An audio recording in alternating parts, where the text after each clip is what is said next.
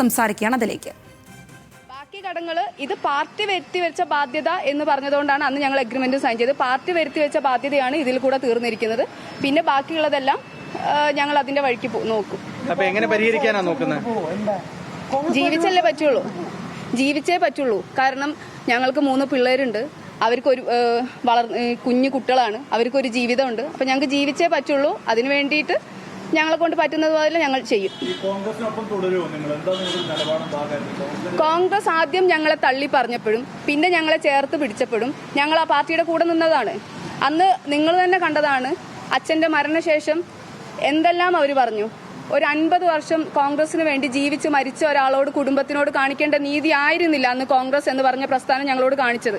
എന്നിട്ടും അവർ ഞങ്ങളെ വീട്ടിലേക്ക് വന്ന സമയത്ത് 2 കൈയും നീട്ടി സ്വീകരിച്ചതാണ് ഞങ്ങൾ. അതിനുശേഷം അവർ പറഞ്ഞതുപോലെ എഗ്രിമെന്റും സൈൻ ചെയ്തു. ഇത്രയും മാസം 5-8 മാസം ഞങ്ങൾ ആ പാർട്ടിക്ക് വേണ്ടി തന്നെ അവർ പറഞ്ഞതുപോലെ ചെയ്തു. നിരന്തരമായി അവരുടെ അടുത്ത് ഞങ്ങൾക്ക് അവഗണനകളും ആക്ഷേപങ്ങളും മാത്രമാണ് കിട്ടിക്കൊണ്ടിരുന്നത്. അതുകൊണ്ട് ഇനിയിപ്പം ഈ കഴിഞ്ഞു പോയ ജീവിത സാഹചര്യങ്ങൾ എന്നെ പഠിപ്പിക്കുന്ന ഒരു കാര്യമുണ്ട്. അതുകൊണ്ട് എനിക്കൊരു വാക്കേ ഉള്ളൂ, ഞാൻ പറഞ്ഞ വാക്ക് തന്നെ ഞാൻ ഉറച്ചു നിൽക്കുന്നു.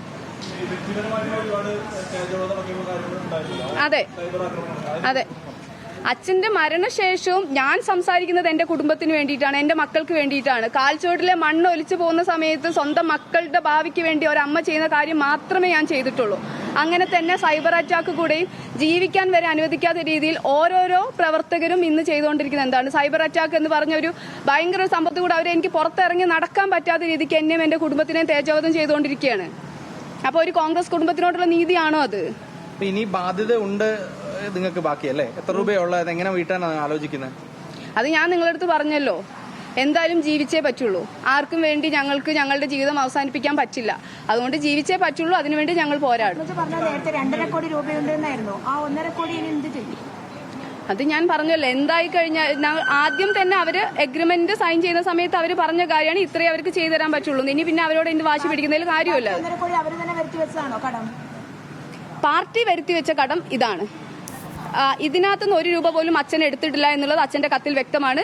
ബാക്കി എല്ലാ കടങ്ങളും അച്ഛൻ ഉപയോഗിച്ചിരിക്കാം, പേഴ്സണൽ കടങ്ങളും കൂടെ അതിനകത്തുണ്ടാവും. അതുകൊണ്ടാണ് ഞങ്ങൾ ആരോടും അച്ഛൻ ഉപയോഗിച്ച കടങ്ങളുടെ കാര്യം നമ്മൾ ആരോടും പറയുന്നില്ല. ഇത് പാർട്ടി വരുത്തി വെച്ച ബാധ്യത പാർട്ടിയോട് തീർക്കാൻ ഞങ്ങൾ ആവശ്യപ്പെട്ടു, അവരത് ചെയ്തു. പക്ഷേ ഏകപക്ഷീയമായിട്ട് കരാറ് പറഞ്ഞു എന്ന് പറഞ്ഞല്ലോ, അതുകൊണ്ടാണ് ചോദിക്കുന്നത്. അത് പറഞ്ഞല്ലോ, അത് ആദ്യം അവര് ഉപസമിതി വന്ന് ഞങ്ങളുടെ വീട്ടിൽ വന്ന് അവരാണ് ഞങ്ങളടുത്ത് പറഞ്ഞത് എല്ലാ ബാധ്യതയുടെയും ലിസ്റ്റുകൾ നിങ്ങൾ എടുക്കൂ, എന്നിട്ട് സണ്ണി ജോസഫ് MLA അടുത്ത് ചെല്ലൂ എന്ന് പറഞ്ഞു. സണ്ണി ജോസഫ് തന്നെയാണ് നമ്മളടുത്ത് പറയുന്നത്. അതിനനുസരിച്ചാണ് ഞങ്ങൾ എല്ലാ ബാധ്യതയുടെ ലിസ്റ്റ് നോക്കിയപ്പോഴാണ് 2.5 കോടി എന്ന് പറഞ്ഞ ഒരു ഹ്യൂജ് എമൗണ്ട് നമ്മൾ മനസ്സിലാക്കുന്നത്. അത് ആദ്യം ചെയ്തു തരാം എന്ന് അവർ പറഞ്ഞിട്ടുണ്ടായിരുന്നു. പിന്നെ പയ്യെ അവർ ഞങ്ങളടുത്ത് പറഞ്ഞത് KPCC ഫണ്ടില്ല, ഇതേ ചെയ്തു തരാൻ പറ്റുള്ളൂ എന്ന് പറഞ്ഞു. അത് ഞങ്ങൾ ഓക്കെ പറഞ്ഞു, എഗ്രിമെന്റ് ഓക്കെ ആക്കിയിട്ടുണ്ടായിരുന്നു. ആ എഗ്രിമെന്റ് പ്രകാരം ഇവരത് ചെയ്തു തീർത്തു തന്നു. ഇനിയിപ്പം ബാക്കി കാര്യങ്ങൾ ഞങ്ങൾ തന്നെ ചെയ്യാമെന്നാണ് ഞങ്ങൾ വിചാരിക്കുന്നത്. അതായത് ആദ്യം മുഴുവൻ തുകയും കോൺഗ്രസ് എടുക്കാം അല്ലെങ്കിൽ പരിഹരിക്കാവുന്ന. അതെ, മീഡിയന് മുന്നിൽ നിന്നാണല്ലോ പറഞ്ഞത്. അന്നപ്പോ ഈ മീഡിയക്കാർ എന്നെ ചോദിച്ചിട്ടുണ്ടായിരുന്നു KPCCയിൽ ഫണ്ട് ഉണ്ടോ എന്ന് ചോദിച്ചപ്പോൾ അദ്ദേഹം എന്താണ് പറഞ്ഞത്? KPCCയുടെ ആസ്തി അളക്കാൻ നിങ്ങൾ ആരാന്ന് നിങ്ങളുടെ അടുത്തല്ലേ അദ്ദേഹം ചോദിച്ചത്.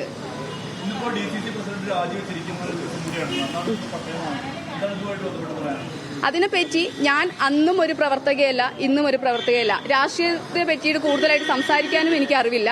അദ്ദേഹം എന്തിനാണ് രാജിവെച്ചതെന്ന് KPCCയിലുള്ള ഒരു ഇതാക്കാം. പക്ഷെ എന്റെ ഒരു പേഴ്സണൽ ഒപ്പീനിയൻ പറയുകയാണെന്ന് വെച്ചാൽ കർമ്മ എന്ന് പറഞ്ഞൊരു സംഭവമുണ്ട്.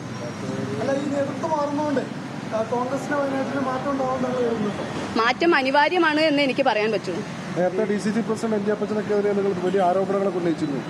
ആരോപണം ഉന്നയിക്കണം എന്ന് പറഞ്ഞു കഴിഞ്ഞാൽ അത് ആരോപണമല്ല, അത് പ്രത്യക്ഷത്തിൽ ഞങ്ങളുടെ അച്ഛൻ മരിച്ചാൽ 2ാം പ്രതിയാണ് അദ്ദേഹം. അത് മാത്രമേ ഞങ്ങൾ പറഞ്ഞിട്ടുള്ളൂ. കർമ്മ എന്ന് പറഞ്ഞല്ലോ, എന്താ ഉദ്ദേശിച്ചത്? ഒരു മറുപടിയായിട്ട് അതിന്റെ കേസും കാര്യങ്ങളും ഒക്കെ ഇപ്പൊ കോടതിയിലുണ്ടല്ലോ. അപ്പൊ വഴിയെ എല്ലാവർക്കും എല്ലാം മനസ്സിലാവും എന്ന് എനിക്ക് പറയാൻ പറ്റും. ഇല്ല, അതെ അതെ, എഗ്രിമെന്റ് എന്ന് പറഞ്ഞ പ്രകാരമുള്ള കാര്യങ്ങൾ കോൺഗ്രസ് വാക്ക് പാലിച്ചിരിക്കുന്നു. എഗ്രിമെന്റ് പ്രകാരമുള്ള കാര്യങ്ങളിൽ കോൺഗ്രസ് വാക്ക് പാലിച്ചിരിക്കുന്നുവെന്നാണ് വയനാട് ജീവനൊടുക്കിയ NM വിജയന്റെ മരുമകളായിട്ടുള്ള പത്മജ പറഞ്ഞിരിക്കുന്നത്.